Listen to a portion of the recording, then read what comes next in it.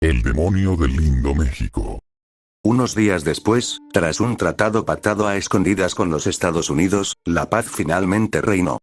Con ella llegó un golpe certero al crimen: la captura de más de 2.000 individuos vinculados al tráfico de sustancias ilícitas. Varios documentos de Estado descansaban sobre mi despacho, pero yo, sentado frente al escritorio, prefería observar lo que la gente del país compartía en redes sociales. En la pantalla de mi teléfono, un video capturaba la atención de todos. Esto es increíble. Es el grito de muchos especialistas económicos. La moneda mexicana se ha apreciado un 10% respecto al dólar en cuestión de días. El tipo de cambio ha pasado de $1.43 a $1.29 por dólar.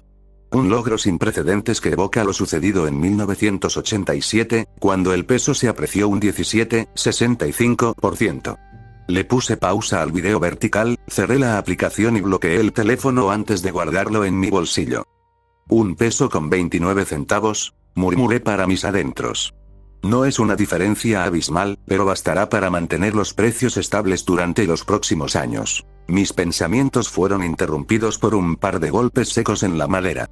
Adelante, dije. La puerta se abrió y entró el primer ministro portando una tableta. ¿Cuáles son las noticias ahora?, pregunté, yendo directo al grano. Señor, el ministro mostró una pequeña sonrisa satisfecha. Gracias a las indemnizaciones pagadas por los Estados Unidos, finalmente hemos liquidado la última deuda pendiente con el Reino Unido. Arqué una ceja, genuinamente sorprendido. ¿Me estás diciendo que pagaron los $300.000 millones de deuda, de un solo golpe? Es correcto, asintió el ministro. Además, el excedente es suficiente para ampliar los programas de apoyo para la población en situación de pobreza extrema o sin recursos. Al escucharlo, no pude evitar sentir un profundo orgullo. Era gratificante ver que el dinero sobrante, en lugar de terminar en bolsillos corruptos, se destinaba a llenar las panzas de quienes no tenían ni para un bolillo. Si mi vida fuera un anime, aquel habría sido el momento cómico. Una lágrima solitaria escapó de mi ojo, cargada de un orgullo que los siglos no habían logrado erosionar. ¿Y qué ha comentado la población al respecto?, pregunté, ajustándome en la silla. Si es que han dicho algo, porque lo hicieron público, ¿verdad? El ministro contuvo una pequeña carcajada ante mi tono. Sabía que mi curiosidad a veces no encajaba con la solemnidad de mi puesto, pero se limitó a consultar su tableta con una sonrisa profesional. Bueno, en la opinión popular de los mexicanos, la decisión es vista de forma muy positiva. Agradecen que nos hayamos librado de las deudas para que el dinero se quede en casa. Hizo una pausa, deslizándose por la pantalla. Ah, y curiosamente, mucha gente, tanto nacionales como extranjeros, dice que usted se parece bastante al regente Trag. ¿Al regente Trag?, repetí, parpadeando confundido. ¿Y quién se supone que es ese? Es un personaje de una serie estadounidense, señor. Se llama Invincible. El regente Trag es este de aquí, explicó el ministro, extendiéndome la tableta para que viera la imagen. Tomé el dispositivo y analicé la figura que aparecía en pantalla. Era un hombre de facciones duras y mandíbula firme, con un bigote espeso y oscuro que le confería un aire de autoridad indiscutible. Vestía un traje de combate en tonos rojos y grises, pero lo que más destacaba era la imponente capa de piel blanca que caía sobre sus hombros, dándole el aspecto de un conquistador antiguo en un mundo moderno. Su mirada, severa y penetrante, proyectaba una confianza absoluta, casi arrogante, como si estuviera acostumbrado a que su palabra fuera la ley suprema. Vaya, murmuré, devolviéndole la tableta mientras me pasaba la mano por el rostro, comparando mentalmente mi propia imagen con la de aquel guerrero. Supongo que hay comparaciones peores. Pero no niego que físicamente hablando, somos como dos gotas de agua de un mismo río, añadí, soltando una pequeña exhalación tras haberle devuelto el dispositivo. Me acomodé en la silla, dejando atrás la curiosidad por el personaje de la serie para retomar el tono serio. ¿Y la presidenta Juárez, qué ha estado haciendo en su primera semana como mandataria? Cambié de tema, recuperando mi expresión impasible. Sobre ella no hay mucho que decir, simplemente ha hecho un buen trabajo con respecto al liderazgo, explicó el ministro, sosteniendo de nuevo su tableta con ambas manos.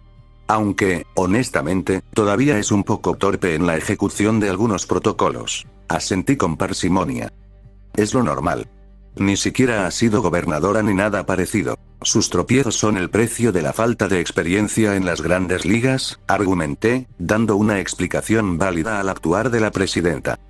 Ah, y una cosa más, vicepresidente, interrumpió el ministro antes de que pudiera decir algo más. ¿Qué cosa? Pregunté, esperando a que soltara la sopa de una vez. Finalmente, además de estas dos noticias, han terminado la construcción de la nueva planta de energía nuclear, señor. ¿Ya? ¿Tan pronto? Me enderecé, genuinamente sorprendido. Pero si apenas habían iniciado las obras hace unos 6 meses. Sí, bueno, la rapidez se debe a la nueva maquinaria pesada de Trooper, agregó el ministro. Gracias a esa tecnología, los tiempos de construcción han sido varias veces más rápidos de lo previsto. Ok, eso es impresionante, la verdad, murmuré, procesando el avance industrial. Pero en fin, ¿cómo van las relaciones diplomáticas con el resto del mundo? Sobre eso, casi todos están bastante satisfechos con nuestros resultados. Los que mejor nos aprecian son Japón, Rusia, China, Canadá, las 2 Coreas, Taiwán, Portugal, Italia, Suiza y Finlandia. En resumen, tenemos de nuestro lado a la mitad de la OTAN, una gran parte de Asia, Australia y varios países de África.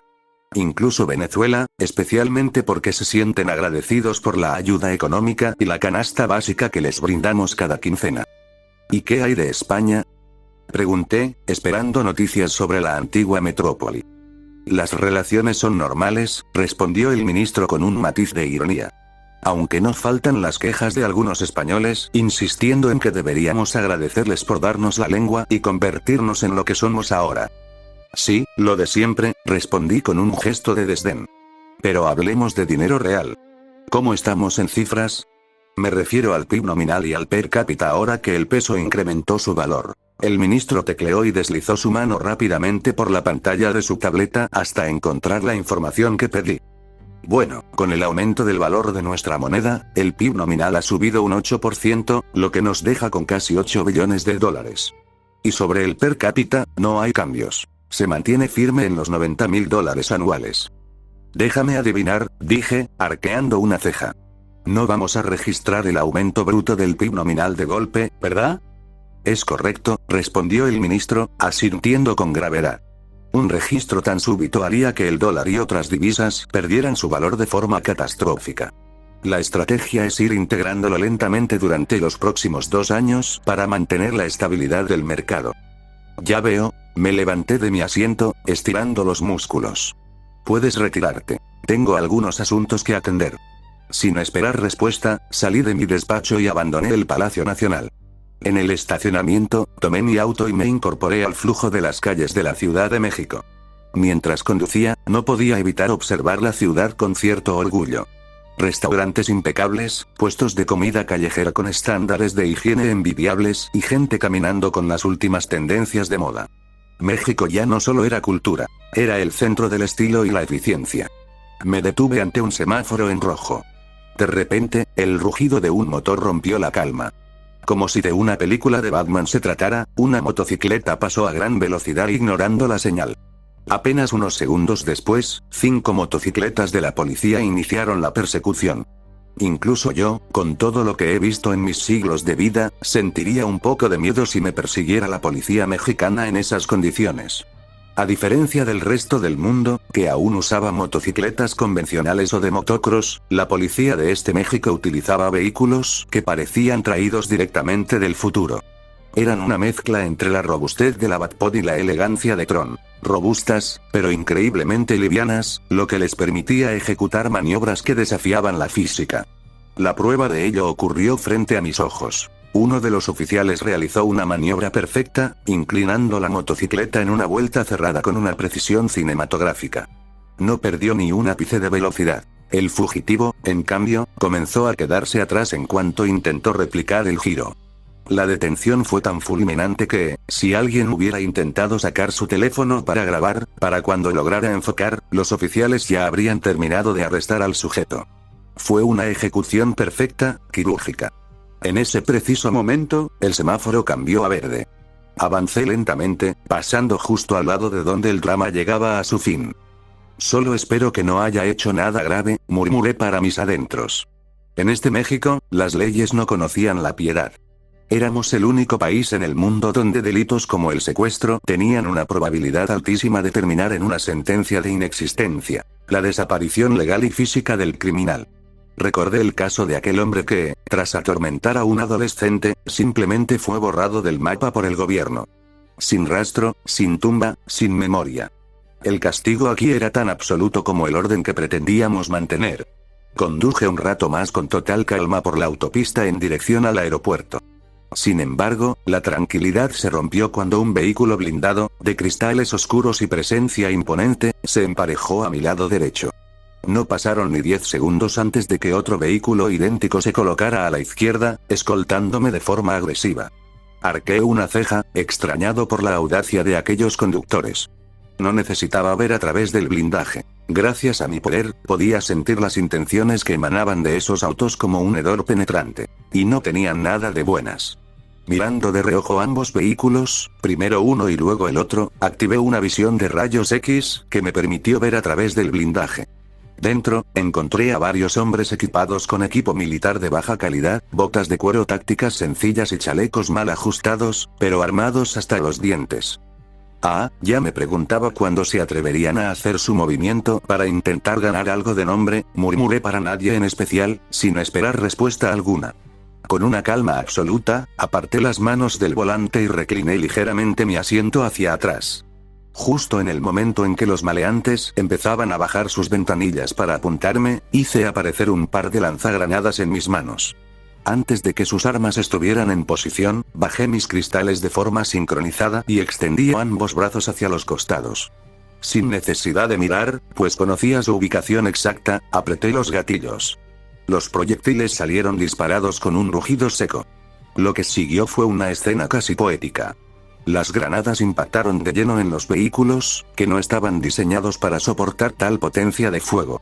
Ambos estallaron al unísono en una bola de fuego y metal retorcido, llevándose consigo a 24 individuos de intenciones oscuras. Hice desaparecer los lanzagranadas tan rápido como habían llegado, me reincorporé en el asiento y cerré los cristales, mientras el humo de los restos quedaba atrás en la autopista. Honestamente, pensé que ya los había extinguido a todos, o que al menos quedaban muy pocos, dije, dictando ya la siguiente orden en mi mente. Veo que me equivoqué. Tocará hacer limpieza una vez más. Mis dedos volaron sobre el teclado con una velocidad sobrehumana. Envió un enlace encriptado que, al ser abierto por el general, desplegó un mapa satelital del territorio mexicano en tiempo real.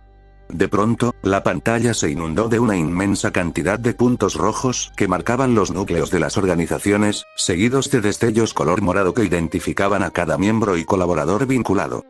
He utilizado mis facultades para escanear todo el territorio mediante el enlace satelital, expliqué, mientras los datos fluían sin descanso. He rastreado sus rutas, ubicaciones exactas, puntos de encuentro y posibles vías de escape. Todo está ahí, en tiempo real. Hice una pausa, dejando que el general asimilara la magnitud de la información. Solo por esta ocasión, quiero que emitan un aviso nacional. Tienen 24 horas para rendirse incondicionalmente o sentirán toda la ira del ejército mexicano sobre sus cabezas.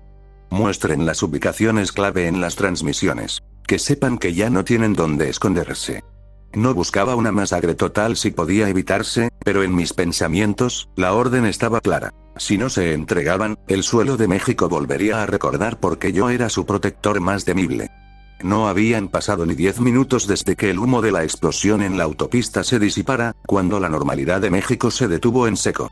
A diferencia de otros países donde las noticias tardan en confirmarse, aquí la respuesta fue total. La señal de televisión, las pantallas de publicidad en las calles de San Francisco y Ciudad de México, e incluso los servicios de streaming, fueron interrumpidos por una cortinilla negra con el escudo nacional en un dorado vibrante. El general de seguridad apareció en cadena nacional. Su rostro, serio y curtido, proyectaba una gravedad que hacía que cualquiera que estuviera viendo dejara de hacer lo que estaba haciendo. Pueblo de México, empezó el general, con una voz que retumbaba en cada rincón del país. Hace escasos minutos, se registró un acto de cobardía y alta traición. En la autopista hacia el aeropuerto nacional, una célula del crimen organizado ejecutó un intento de asesinato contra el vicepresidente de la nación. Un murmullo de shock recorrió los restaurantes, plazas y hogares. En las pantallas, se mostró brevemente la imagen satelital del ataque. Los dos blindados intentando acorralar el auto de Vicente antes de ser reducidos a escombros en un abrir y cerrar de ojos. El vicepresidente se encuentra ileso y ya se dirige a cumplir con sus deberes en el norte. Sin embargo, el general hizo una pausa, y su mirada se volvió de acero. Este ataque no ha sido solo contra un hombre, sino contra la soberanía de este país. Por orden directa de la vicepresidencia, se declara el inicio de la operación limpia de aire. En ese momento, el mapa nacional apareció en pantalla. Pero no era un mapa normal, era la visualización del poder de Vicente. Miles de puntos rojos y morados empezaron a parpadear, revelando ante los ojos de millones de ciudadanos las ubicaciones exactas que el crimen organizado creía tener ocultas. A las organizaciones criminales que aún operan en nuestras sombras, el tiempo de la tolerancia ha terminado, sentenció el general. Estamos transmitiendo sus ubicaciones en tiempo real a todas nuestras bases militares.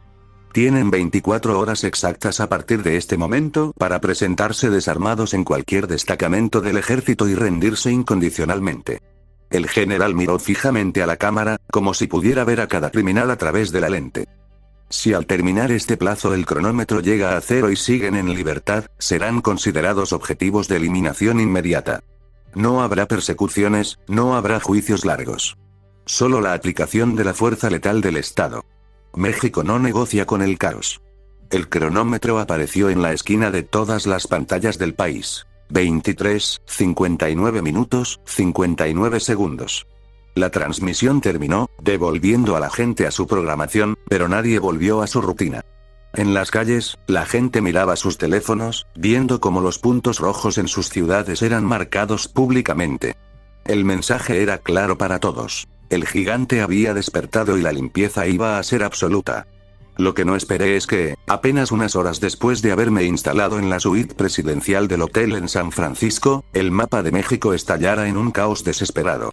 Las organizaciones criminales, acorraladas y sabiéndose sentenciadas, no eligieron la rendición. Eligieron el fuego. Los informes empezaron a llover. Bloqueos masivos en las autopistas del norte, amenazas de ejecuciones públicas en las plazas de los estados del sur y transmisiones piratas donde prometían convertir el país en un cementerio si no se cancelaba la operación. Intentaban usar el miedo como moneda de cambio, olvidando que yo ya no tenía moneda que ofrecerles. Odiaba estas situaciones. Odiaba que, después de siglos de construcción, todavía existieran parásitos que creyeran poder secuestrar el destino de la nación. Con un gesto de fastidio, activé el comunicador de grado súper secreto. Se acabó el tiempo, sentencié con voz gélida. Ejecuten a todo aquel que sostenga un arma. Capturen únicamente a los que se arrodillen sin resistencia. Que no quede un solo punto rojo en el radar para el amanecer. Antes de soltar a la jauría, emitimos el último comunicado civil. Se ordenó el cese total de actividades. Escuelas, oficinas, fábricas y comercios cerraron sus puertas. El país entró en un toque de queda absoluto. Las calles, antes vibrantes, se convirtieron en desiertos de asfalto, preparadas para lo que venía. La limpia no fue una operación policial, fue una cirugía de guerra. A pesar de la censura, el mundo entero puso sus ojos en nosotros. Los extranjeros atrapados en sus hoteles y los ciudadanos desde sus ventanas empezaron a transmitir por redes sociales escenas que resultaban perturbadoras por su absoluta falta de vacilación. No había negociaciones, no había megáfonos pidiendo la rendición. En los vídeos que se volvían virales en segundos, se veía el cielo de ciudades como Guadalajara o San Francisco surcado por estelas de fuego. Los cazas de combate de la Fuerza Aérea Mexicana, joyas de la ingeniería moderna, descendían en picado para vaporizar complejos enteros de bodegas y casas de seguridad con una precisión quirúrgica. Ver a un avión supersónico lanzar un misil contra una mansión en medio de la ciudad era algo que el ojo humano no estaba acostumbrado a procesar. El ejército mexicano no estaba combatiendo, estaba exterminando. Desde la pantalla de mi laptop, observaba un feed en vivo desde la frontera. Un grupo de criminales había logrado montar lo que ellos llamaban un tanque, una mole de acero reforzado artesanalmente con la que intentaban frenar el avance de nuestra columna blindada. Un proyectil enemigo impactó de lleno en uno de nuestros tanques de última generación. La explosión de humo y chispas fue espectacular, pero cuando el humo se disipó, nuestro blindado emergió de la nube sin un solo rasguño en su pintura oscura. El tanque mexicano ni siquiera se detuvo. ajustó su cañón electromagnético y, con un destello azulado, desintegró el vehículo enemigo, convirtiéndolo en un montón de chatarra ardiente en menos de un segundo. No sé yo, murmuré, viendo cómo las cifras de bajas enemigas subían vertiginosamente, pero siento que esto nos va a traer una llamada de atención bastante larga de los derechos humanos. El sol comenzó a asomarse sobre el Pacífico, iluminando las calles de San Francisco, México, con una claridad que contrastaba con la oscuridad de la noche anterior. El silencio era absoluto, roto únicamente por el zumbido de los drones de vigilancia que terminaban de escanear los restos de los puntos rojos. Para los ciudadanos mexicanos, el amanecer trajo una visión surrealista. Donde antes había búnkeres y casas de seguridad, ahora solo quedaban cráteres humeantes o edificios precintados por fuerzas especiales. La captura de los sobrevivientes fue total. En cuanto a los líderes, el permabaneo de este mundo se ejecutó antes de que pudieran pedir un abogado. Mientras México despertaba en una paz gélida, las pantallas del mundo estallaban en un frenesí de indignación y asombro. La narrativa global no hablaba de seguridad, sino de una masacre tecnológicamente perfecta. BBC World News, Londres. La presentadora mostraba imágenes filtradas de satélite donde se veían los destellos de los proyectiles electromagnéticos mexicanos. Lo que la comunidad internacional está llamando la purga de 24 horas ha dejado a México sin oposición criminal, pero a un costo humano que la ONU califica de incalculable. La rapidez de la erradicación sugiere una planificación de grado súper secreto que ignora cualquier protocolo de derechos humanos. ¿Es este el precio de la paz en el siglo XXI? CNN International, Atlanta. Un panel de expertos militares analizaba los vídeos de los tanques mexicanos invulnerables. Washington está en shock. No solo por la violencia, sino por la humillación tecnológica. Vimos armamento que se suponía era teórico desintegrar convoyes enteros en segundos. El Departamento de Estado ha emitido una condena formal, calificando a México como una amenaza autoritaria para la estabilidad del hemisferio. Se habla de sanciones, pero, ¿cómo sancionas a la economía que sostiene el valor del peso y gran parte del comercio mundial? Televisión Española, TVE, Madrid. Un analista de política exterior hablaba con un tono que mezclaba la superioridad moral con un miedo mal disimulado. Es una tragedia absoluta. España, como madre patria que les dio la lengua y las bases de su civilización, no puede sino observar con horror cómo su antigua colonia ha descendido a una barbarie tecnificada. Hemos escuchado a sectores en México decir que limpian la casa, pero lo que han hecho es pisotear cada valor europeo de justicia y proceso legal. El gobierno español exige una intervención inmediata de la Corte Penal Internacional. No se puede construir una nación sobre el exterminio, por muy eficiente que sea.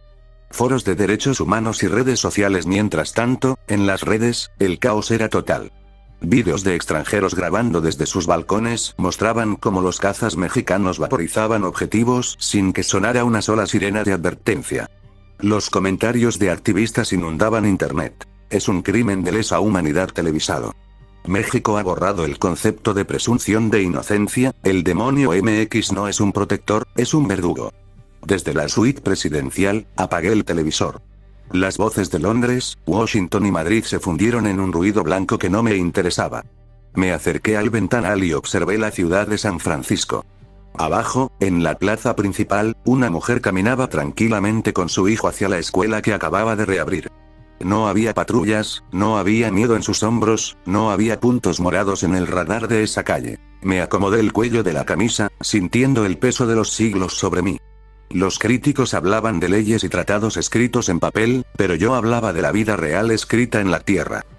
España habla de civilización, murmuré con una mueca de desdén, y el mundo habla de derechos. Pero ninguno de ellos tuvo que limpiar la sangre de esta tierra durante 200 años. Sabía que me llamarían monstruo, dictador y verdugo. Pero no me importaba, mientras pudiera seguir protegiendo ese país.